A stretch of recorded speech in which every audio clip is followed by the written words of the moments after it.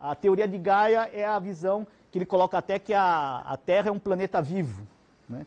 Porque ele se autorregula. Se você aumenta o oxigênio na atmosfera, isso implica numa interação com a geosfera que há alta regulação, quer dizer, aquele excesso de uma determinada substância, ou de oxigênio, ou de gás carbônico, aumenta o intemperismo, ou diminui, muda algumas relações químicas de tal forma que volta aquele equilíbrio novamente. Por isso que ele usa o conceito que a Terra é um sistema vivo. Então, dentro da tentativa de passar para vocês esse conceito integrado do sistema Terra, a aula de hoje nós vamos dar um recorte, porque não dá para toda a aula falar de forma interativa. A gente tem que parar e entrar no específico. Então, hoje nós vamos entrar no específico até de uma parte mais específica ainda da geosfera, que são os minerais. O que é um mineral? Vegetal é uma planta, né, que tem folhas, faz fotossíntese, né, tem um mineral. O que é? Uma substância inorgânica, homogênea, mas tem minerais que estão nas conchas, né? E a concha tem um mineral, vocês vão conhecer o mineral, qual que é, e ele tem origem orgânica. Então, não é só inorgânico. Bom, a classificação dos minerais, né? Tudo na natureza, os animais são classificados, né? As plantas também, os minerais também são classificados. Se vocês fossem fazer hoje uma classificação dos minerais, que critério que vocês iam utilizar? Dureza. Minerais duros, moles, meio duro. Composição química. Qual outra forma? As formas, mas as formas aí tem a ver com arranjo cristalino. Fator financeiro também. Oi? Ocorrências aí é complicado. Aí você diz, os minerais lá do Piauí, os minerais do Maranhão, né, a presença ou não de clivagem, mas aí, então, a clivagem já é uma característica, que é a resposta do arranjo cristalino. Então, os recursos melhores para a gente identificar. O principal mesmo conceito hoje para classificar os minerais é em função da composição química. Então, aqui, alguns exemplos, né, nós discutimos aqui, ó. Então, você pode trabalhar para classificação com o sistema de cristalização, são minerais cúbicos, minerais monoclínicos, ou a partir dos usos, você tem aqueles minerais que são as gemas. O que são as gemas? Os minerais conhecidos como gemas. Já ouviram? Então, a gema é utilizada de que forma? Ornamental. A opala é uma gema, porque ela é utilizada para joias. O diamante é uma gema e tem arranjo cristalino. Não é o critério. A gema é qualquer mineral ou mineraloide que você usa para fins de ornamentação. Esse é o critério. Os minérios são qualquer minerais que têm uso econômico. Agora, a composição química, aí sim, nós temos elementos nativos, que é o ouro, enxofre, o mercúrio, os óxidos, os sulfetos e o maior grupo dos minerais, que são os silicatos. A maior parte dos minerais são constituídos por sílica. Então, a classificação dos minerais em função da composição química do ânion, não do cátio, né? Então, tem os elementos nativos, que é o ouro, o diamante, que sulfetos, nós vamos ver até na nossa aula, é o sulfeto de ferro, a galena, que é o sulfeto de chumbo. O Vale do Ribeira tinha uma época que era muito conhecido por mineração de chumbo. Eles extraíam muita galena, era fácil a gente encontrar. Aí mudou a questão da sociedade tecnológica, não se usa mais chumbo. Onde que a gente usa chumbo hoje na tecnologia? E onde que a gente utilizava no passado? Que material que a gente usa chumbo? Inclusive até um problema nisso. Baterias. Mas só que as baterias a gente tem a característica do quê? De reciclar. Então, o uso do chumbo caiu muito em função disso, né? Mas antigamente as tubulações das casas, o encanamento era de chumbo. E hoje é de PVC. Então mudou a tecnologia, não se lavra mais no mundo chumbo. Então deixaram de existir as minas de chumbo e as minas de galena. Aí outro grupo são os sulfossais. Aí vem uma infinidade de minerais com nomes distintos, diferentes. Os óxidos existem bastante, principalmente a hematita, magnetita e ilmenita. A hematita, né, que é o óxido de ferro, hoje é o principal mineral dos minérios de ferro do mundo inteiro, que são produzidos assim, em grande escala. Os hidróxidos, por exemplo, a brucita, que é um hidróxido de magnésio. Os aletos, no caso a alita, que é o NaCl, que é o sal de cozinha. o cloreto de potássio, que é a silvita, os carbonatos, a calcita. A maior parte daqueles espeleotemas das cavernas, estalactites, estalagmites, são feitas, construídas de calcita. Tem um carbonato especial que diferencia da calcita pela presença do magnésio.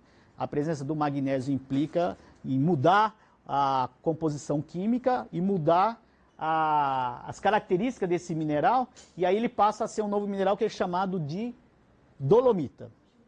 Aí nós temos nitratos, boratos, os sulfatos e cromatos, no caso a barita, que é um sulfato de bário, a gipso, a gipsita, um sulfato de cálcio hidratado, tungstatos, molibdatos, aí são curiosidades até.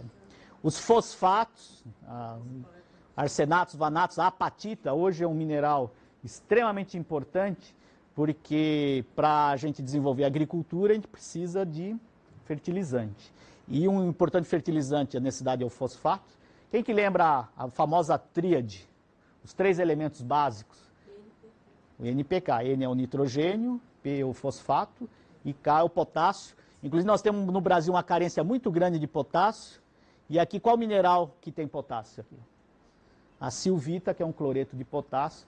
Tem uma mina, tem lá em Sergipe, uma mina subterrânea de cloreto, né, de potássio, que é uma unidade que tem a ver com a unidade do sal, do pré-sal, onde tem as jazidas de petróleo. E aí o grande grupo dos silicatos. A maior parte dos minerais são silicatos. O quartzo, que é o SiO2, o berilo, aí são silicatos que têm outros tipos de elementos. E aí a maior parte da natureza, feldspato, quase vários outros minerais são de silicatos. Aí é um exemplo aí, então, os elementos nativos, o diamante, o ouro, os óxidos hidróxicos, a bauxita, né, é um hidróxido de alumínio, não chega a ser um sal, não, um hidróxido. E o sal é de uma forma mais ampla, né. Os óxidos daqui é hematita, a hematita especular é aquela hematita tão bem recristalizada que às vezes ela dá um polimento que é utilizado como gema, como joia. A galena, que é o sulfeto de chumbo, aqui uma estibnita, e a pirita, que tem esse aspecto aqui dourado, lembra até o quê? É o famoso ouro de tolo, porque parece o ouro mesmo, mas não é ouro, né? Nós temos os fosfatos, os carbonatos, que são bastante comuns, sulfatos, molibdatos, os aloides, aqui vários tipos de silicatos, olivina, a turmalina. Dentro dos silicatos, que são os minerais mais comuns, nós temos outra classificação, que é uma classificação, 97% em volume da crosta terrestre são do grupo dos silicatos. E aí, conforme o arranjo cristalino, principalmente em função do tetraedro de silício e oxigênio, você pode ter todas essas subdivisões aqui, que nós não vamos entrar no detalhe agora, mas vocês vão ter uma disciplina específica disso, que são os minerais e rochas. O objetivo dessa aula é passar para vocês as principais características dos minerais e permitir que, com essas principais características dos minerais, vocês identifiquem os principais minerais que nós vamos trabalhar ao longo do curso. Então, o objetivo dessa aula, a hora que a gente falar que um granito é construído de tal mineral, quando a gente falar esse mineral, vocês saberem, né, conhecerem muito bem esse mineral e também identificá-lo. Então, as características para identificar os minerais. Como é que você identifica uma pessoa? Tamanho, né, cor de olho, cabelo, né, cor de cabelo. Os minerais têm essas características. Nós falamos várias características aí. Quais algumas características que a gente permite nos de identificar um mineral? Dureza. Dureza é um. Qual outra? A cor.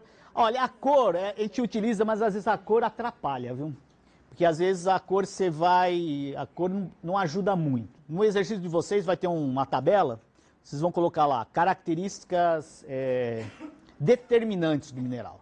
Porque assim, o mineral tem isso, é tal. Por exemplo, vocês vão ver um mineral lá de dureza 10. Tem vários aí para vocês podem levar para casa. Qual que é? O diamante. Tem um monte de diamante para vocês levar, né? Então, ok, mas não vai ter isso. Mas você tem um mineral que tem dureza 10, é o diamante. Qual outra característica que nós falamos aí dos minerais? Clivagem. A clivagem. Gente, a clivagem, vocês vão prestar atenção, a clivagem é a característica do mineral quebrar em planos paralelos. Tipo, se ele não tem clivagem, ele pode ter fratura, o tipo de fratura. Então vamos ver essas características aí. O quartzo é um mineral que não tem clivagem. Ele não tem clivagem. Então você olha ele quebrado, você não vai ver nenhum plano muito bem feito. Ele tem uma fratura irregular. Essa é a característica do quartzo. Então se você pega um mineral, você vê que ele tem clivagem, não pode ser um quartzo. O magnetismo é uma característica também. Tem um mineral, são raros esses, mas tem que com ímã ele... Então é a característica do magnetismo. Como é que se chama um mineral que tem poder de magnetismo? Quem que chuta aí? Uma magnetita, né? Então você pode passar o ímã em todos, um que grudou, né? O ímã do grudou, né? Desculpa. Atraiu, é uma magnetita. Então o hábito, o termo, para vocês entendem o hábito como forma? Porque hábito é uma palavra, geralmente o hábito é o costume, né, que a pessoa tem. Mas em mineralogia a gente usa o hábito como a forma. Seu hábito é cúbico, seu hábito é laminar, prismático, né? A forma. Então o hábito é a forma do mineral. Se ele tem clivagem ou não, se tem uma ou várias clivagens, tem minerais que tem duas clivagens perpendiculares, e a hora que você martela ele vai quebrar em vários prismas. A dureza é uma forma importante, a densidade, né, um mineral muito denso, geralmente são os metálicos, a cor, né, pode ajudar, o traço, o que é o traço? Vocês vão ter uma placa de porcelana e vocês vão riscar o mineral na placa de porcelana. Se ele riscar a placa, o que significa? Que o mineral é mais duro que a placa, então ele não deixou o traço. Ele vai deixar um traço se ele for mais mole do que a placa de porcelana. Reação ao ácido clorídrico, qual é uma recomendação? Porque geralmente a mãe fala que não pode cortar na pia. E por quê? Já viram essa história que não pode cortar não pode cortar o quê? Não pode cortar limão na pia. Por quê? Não é que mancha, porque o limão é um pouco ácido, o sumo dele. Então tem pias que tem um mineral que com a acidez ele se dissolve. Esse mineral que dissolve, é o mineral que vocês vão identificar com a ação do ácido clorídrico diluído, é a calcita. Porque a calcita é o seguinte, a hora que você pinga um ácido clorídrico fraco, esse ácido clorídrico vai dissolver o mineral e vai soltar gás carbônico. E ele vai borbulhar. Então, agora cuidado até com esse termo, tem gente que fala que ferveu, né? Não é ferver, né? Qual é o processo de soltar gás? Como é que a gente fala?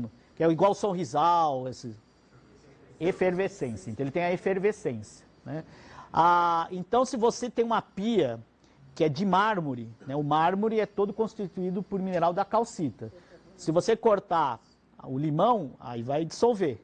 Agora, se for uma pia, como hoje, ultimamente são pia de outros materiais, né? Por exemplo, o granito, que é constituído de quartzo, mica e feldspato, você pode cortar limão que não vai efervescer. Então, uma das utilidades de geociência é não brigar com a mãe. Se for cortar limão na pia de granito, pode falar para ela que não vai acontecer nada. E já viu também, a mesma relação você pode usar gente afiando faca em pia de mármore.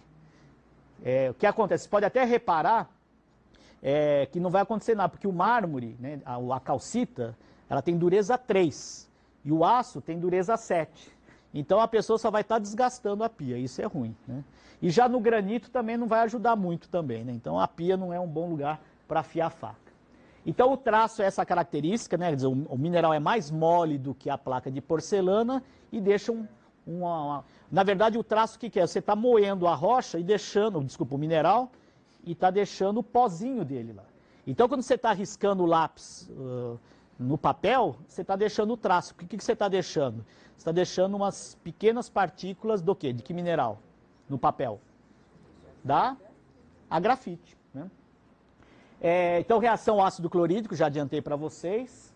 O magnetismo e fluorescência. Tem alguns minerais que com lâmpada fluorescente, eles ficam mais fluorescentes. A gente não usa muito esse recurso, mas em termos de recurso didático no museu é legal, que você acende uma luz, tem uns minerais que têm essa característica.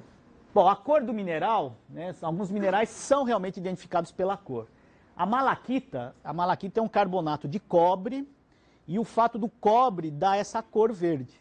E é interessante que a malaquita foi utilizada na estátua da FIFA, aí, da Copa. Vocês podem ver na base dela tem uma auréola, né, um disco de um mineral verde, que é a malaquita. Ela é sempre verde. Algumas outras impurezas, principalmente do quartzo, dá o quartzo, que é a mesma composição química, dá uma cor diferente. É o quartzo rosa, o quartzo roxo, que é a ametista. Tem o lápis lazuli, que são azul.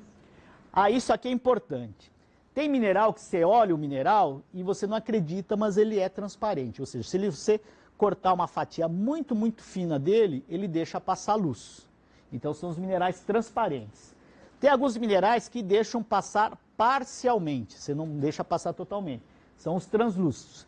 E os minerais que são metálicos, como a hematita, o sulfeto de ferro, eles têm a propriedade de serem totalmente opacos, eles não deixam passar. Aí o quartzo, né, que tem uma variedade incrível em função da cor, você tem o quartzo impuro, incolor, que eu particularmente acho mais bonito. Tem a ametista, que os íons de ferro dá aquela característica roxa bem forte. Quartzo róseo e alguns quartzos com a exposição de radiação, ele muda de cor. Inclusive aqui no IPEN, do Instituto de Pesquisa de Energia Nuclear, eles fazem isso com algumas gemas, sofrem, tem que saber fazer isso, que o bombardeamento ele muda de cor.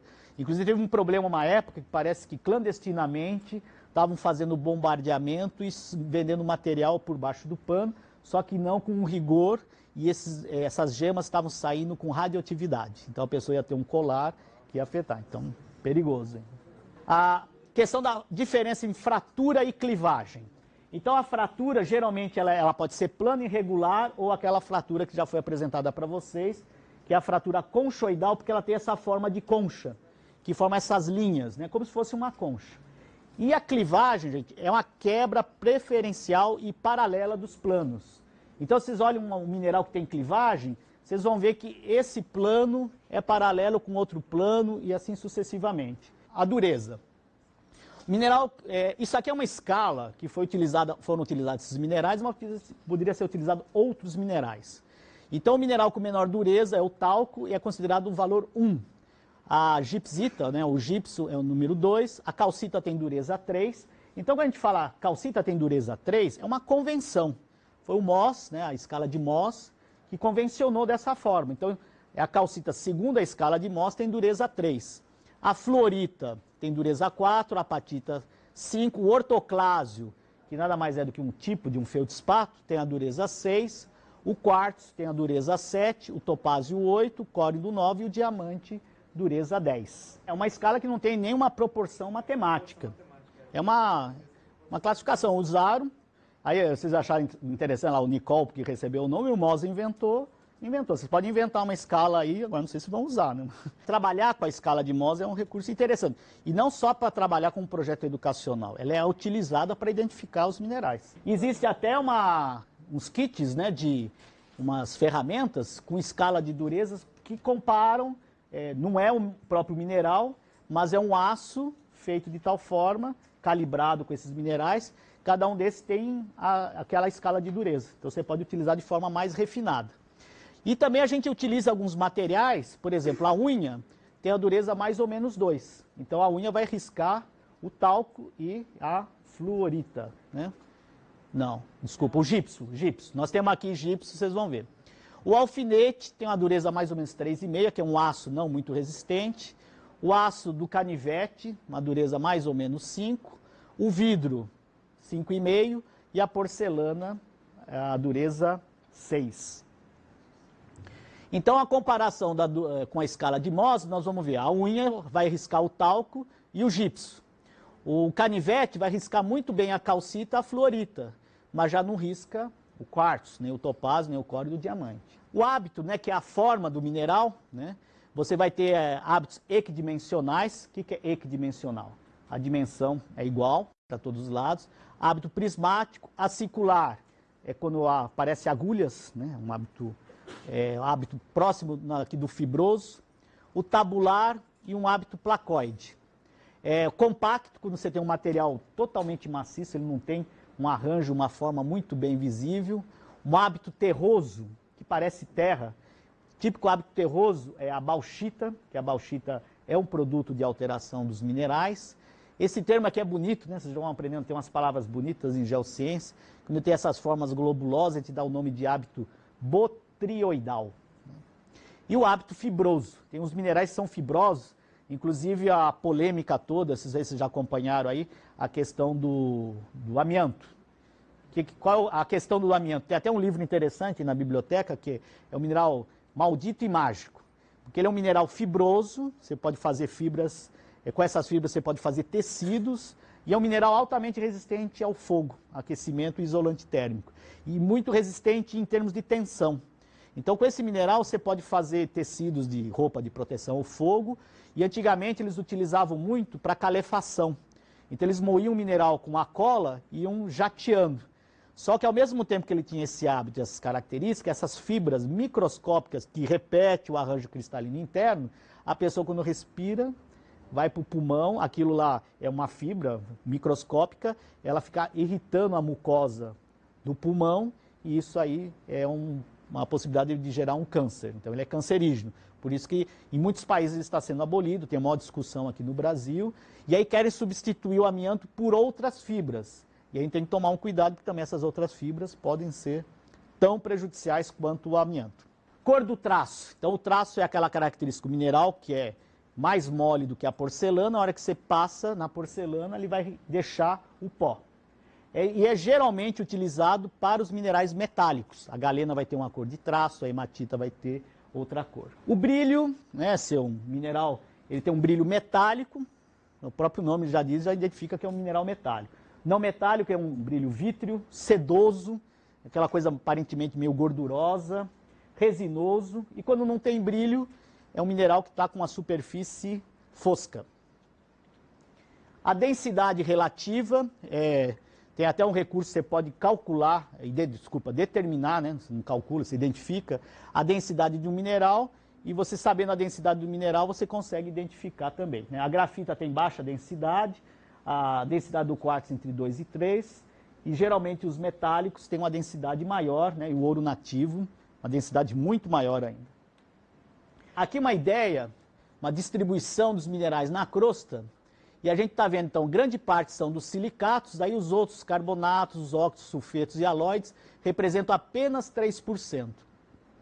Agora, isso aqui vai ser interessante, vai ser uma discussão depois quando for trabalhar com a visão sistêmica do planeta Terra, que praticamente quase 60% da constituição da crosta, né, da crosta continental, vamos ver que é diferente, então não é aquela crosta que está no fundo dos oceanos, é a crosta que estão nos continentes.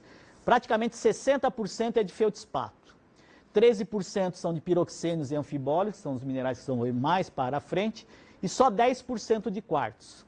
10% de micas, 3% de olivina e 2% de outros minerais, né, que nós não vamos entrar em detalhes.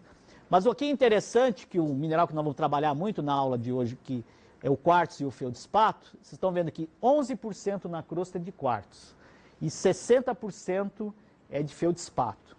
E aí nós vamos colocar uma questão para vocês, que na areia de praia, as areias no geral, se vocês tiverem curiosidade ou já tiveram, a maior parte dos minerais nas areias é de quartzo.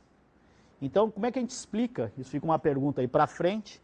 Se 60% da crosta é de feldspato, que é um mineral muito abundante, porque nas areias a gente encontra mais quartzo do que feldspato. Gente, esses minerais aqui, que tamanho que vocês acham que tem esses minerais? Isso é uma selenita. Qual o tamanho? Mostra na mão. Pequenininho. Que tamanho que vocês acham que tem esse mineral? Que tamanho? Muito. Por isso que a questão de escala é importante. Ah, então, você já viu, pera lá. Mas ele falou muito pequenininho. Há uma montagem aí? Por isso que a gente, quando vai tirar a fotografia, põe um canivete, põe uma escala. Gente, ó, quando isso aí começou a ser divulgado na internet, muita gente achou que era montagem. Isso aí é incrível, são cristais de gipso, selenita, numa mina no México. Eles estavam lavrando a mina, e geralmente para lavrar a mina, por causa do nível freático, tem que bombear a água.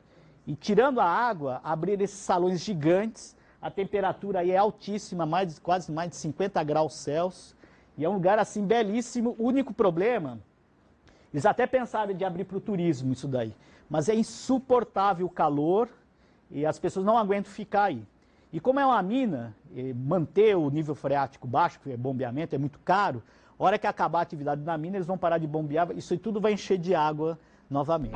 Bom, na aula prática, vocês vão utilizar essa tabela para preencher as principais características dos minerais. Cada mineral vocês vão seguir uma linha dessa e colocar cada característica desse mineral para depois chegar à sua identificação. Para identificação, vocês vão usar esses guias, que vão ter um para cada grupo, e aqui estão as principais características dos minerais. Por exemplo, vocês vão pegar um mineral como esse aqui. Esse mineral aqui, uma característica muito marcante dele, é o fato dele soltar em placas. Ao soltar essas placas, isso aqui é uma característica do mineral que nada mais é do que a clivagem, que é aquela propriedade do mineral quebrar em planos paralelos. Outra relação é a dureza. Vocês vão pegar um canivete e ver se risca ou não. O canivete tem uma dureza 6 e vocês vão ver, não vão estragar muito o mineral, que é um mineral bonito, só um pequeno, ver que ele risca. Então isso significa que esse mineral tem uma dureza menor do que o canivete. E com essas características, clivagem e a dureza, e o fato dele ser um mineral transparente, vocês vão olhar aqui no livro e vão identificar o mineral. No caso, esse mineral, né, no final da aula, vocês vão ver qual é o tipo de mineral. Então, esse mineral, com as características dele, vocês vão conseguir identificar que ele é uma muscovita, que é um tipo de mica. Isso aqui era utilizado como um isolante térmico. E hoje, com o número de ferro elétrico é muito maior, não existe tanto mica desse tipo para fazer tanto isolante. É feito com outro material artificial. Outra característica também aqui importante, que é esse mineral, né? Ele tem 2 planos de clivagem muito bem definidos.